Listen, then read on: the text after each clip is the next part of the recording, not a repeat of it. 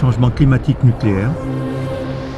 Plus de 2100 essais de bombes atomiques depuis 1945.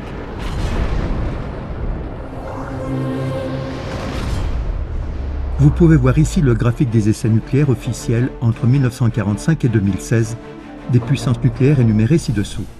Alors que la Corée du Nord a effectué 4 essais nucléaires, plus de 2100 essais nucléaires ont été effectués au total dans le monde. Comme toujours, sans compter les cas non signalés. En janvier 2016, la Corée du Nord a testé sa première bombe à hydrogène.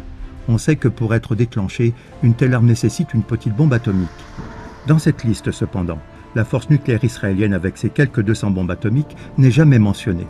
Mais même sans Israël, on estime à 2200 le nombre d'essais nucléaires officiels en 2012. Ceci n'affecte pas seulement notre environnement direct, la nature et l'humanité, mais il provoque à chaque fois des ondes de choc qui affectent non seulement notre faune terrestre, mais surtout notre couche d'ozone, notre atmosphère, notre météo. Et si les mesures urgentes et immédiates contre le changement climatique prétendument dû à l'homme devaient être prises en permanence, alors tous les enfants de ce monde pourraient manquer l'école avant qu'une interdiction absolue ait été imposée sur tous les tests d'armes nucléaires. Parce que si l'homme peut réellement provoquer un changement climatique, ce n'est certainement pas par les gaz intestinaux des vaches, les gaz qui émanent des voitures ou des cheminées, mais avant tout par la violence des essais nucléaires qui contaminent tout. Si on réunit tous les essais nucléaires officiels, ils représentent à eux seuls une détonation d'au moins 545 000 kilotonnes. Tout d'abord, ça ne nous dit rien, mais une comparaison avec la bombe nucléaire américaine sur Hiroshima nous l'explique. Cette bombe atomique, redoutée par le monde entier, avait une puissance de 12 kilotonnes. 12 kilotonnes contre 545 000 kilotonnes. En d'autres termes, la bombe atomique d'Hiroshima était bien plus de 45 000 fois plus faible que tous les essais atomiques ultérieurs réunis. Ou encore, en d'autres termes, Hiroshima s'est répété 45 416 fois depuis 1945, dans l'atmosphère et sous l'eau. Et ces chiffres ne parlent que de tests atomiques que nous connaissons tous. Mais comme n'importe quel enfant le sait, les fous font toujours leurs pires œuvres en secret. Si on ajoute le fameux nombre de cas non signalés, alors la véritable destruction de notre planète augmente considérablement. Il convient de mentionner les innombrables tonnes de munitions à l'uranium qui ont été tirées lors des guerres passées contre l'Afghanistan, l'Irak, la Libye, le Yémen, la Syrie, etc. Comparons leur degré de destruction de l'environnement à celui des vaches. Des voitures, des usines, etc., qui sont si souvent qualifiés de coupables climatiques par nos médias.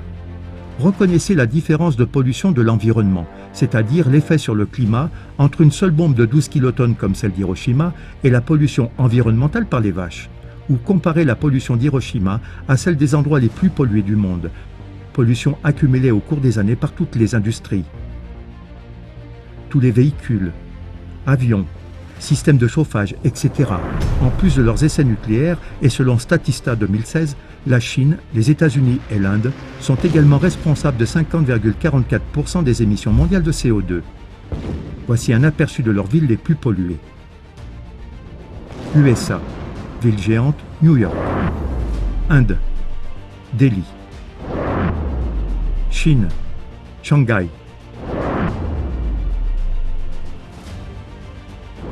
Voyez-vous la différence de pollution?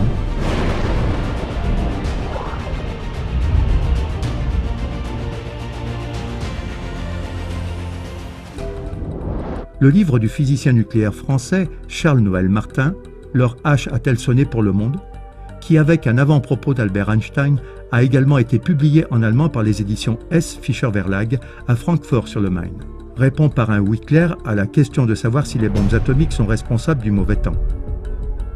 Martin a donné 3 raisons à cela. Premièrement, des météorologues bien connus tant en Italie qu'au Japon ont clairement affirmé que les explosions sont responsables des conditions météorologiques anormales. Deuxièmement, il est urgent de mettre en garde contre la poursuite des essais de bombes, car non seulement elles perturbent l'équilibre climatique de la nature, mais elles menacent la survie de l'humanité tout entière.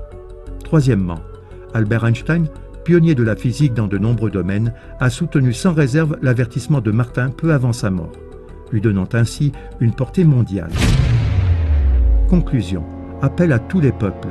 Le dédommagement pour le climat doit être payé par ceux qui sont manifestement responsables de la destruction réelle de l'environnement. Les dédommagements ne doivent pas être payés par des taxes pour le climat imposées au peuple, ni par l'abolition des moteurs à combustion, des chauffages au fioul, etc. Les paiements de dédommagement doivent être effectués exclusivement par le biais des budgets militaires chiffrés en milliards de milliards, des principaux responsables d'explosions de bombes atomiques et de l'utilisation d'armes nucléaires de toutes sortes. Une deuxième chose à laquelle il faut réfléchir, si un élève de la classe ne supporte plus la perversion du cours d'éducation sexuelle, ses parents seront immédiatement punis d'amendes élevées ou de peines de prison. Quand l'éducation sexuelle a été introduite dans son école primaire, Mélita a quitté la classe. Comme Eugène M. était convaincu de son innocence, il ne s'en est pas plus occupé. Il a ensuite été emmené par des policiers et a finalement été mis en prison.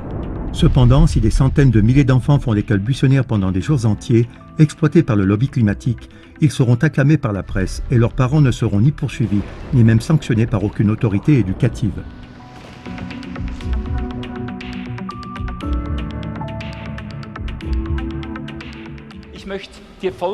Je voudrais te dire la chose suivante. Comment Greta, une jeune fille de 16 ans, peut-elle pénétrer aussi facilement dans un sommet du G5 avec les politiciens les plus fermés, les plus inaccessibles de la Terre ? Pourquoi est-ce que je mentionne ça? Parce que la question est dans l'air. Une conspiration pourrait-elle devenir visible ici ou là? Tu sais, ça fait 40 ans que nous rassemblons des personnes pour apporter de l'aide à cette terre. Pas d'abord aux arbres ou quoi que ce soit, mais aux êtres humains. Et après 40 ans, si nous faisons une manif ou quelque chose du genre, nous sommes capables d'amener 3, 4 ou 5 000 personnes dans la rue. Et Greti vient, tu sais, elle se présente comme une ado de 16 ans, et boum, des centaines de milliers, des millions de gens. Elle reçoit la caméra dorée, elle se tient debout à la porte de Brandebourg, là la petite bonne femme prêche, et tout le monde court après elle et lui donne le titre de femme de l'année. Qu'est-ce qui n'est pas arrivé avec Greti, Sainte Grete? Elle saoule. Je n'ai rien contre cette gamine. Mais vous devez comprendre qu'il y a des lobbyistes. Ce sont les plus hauts responsables politiques qui l'instrumentalisent. Point final. Tout le reste n'est que mensonge. Greta arrive, des centaines de milliers d'enfants font l'école buissonnière pendant des jours. Pendant des jours. Vous comprenez ça? Ce n'est pas acceptable. Ce n'est pas acceptable. Et pourquoi n'est-ce pas acceptable? Parce que les médias l'acclament. Les médias, tous ensemble. Il n'y a pas un seul média qui va contre Grete. Tous l'acclament. Les élèves, les professeurs, pas d'amende, pas de sanctions, rien. Et oui, bien sûr, parce que ça concerne l'environnement. Est-ce que c'est clair?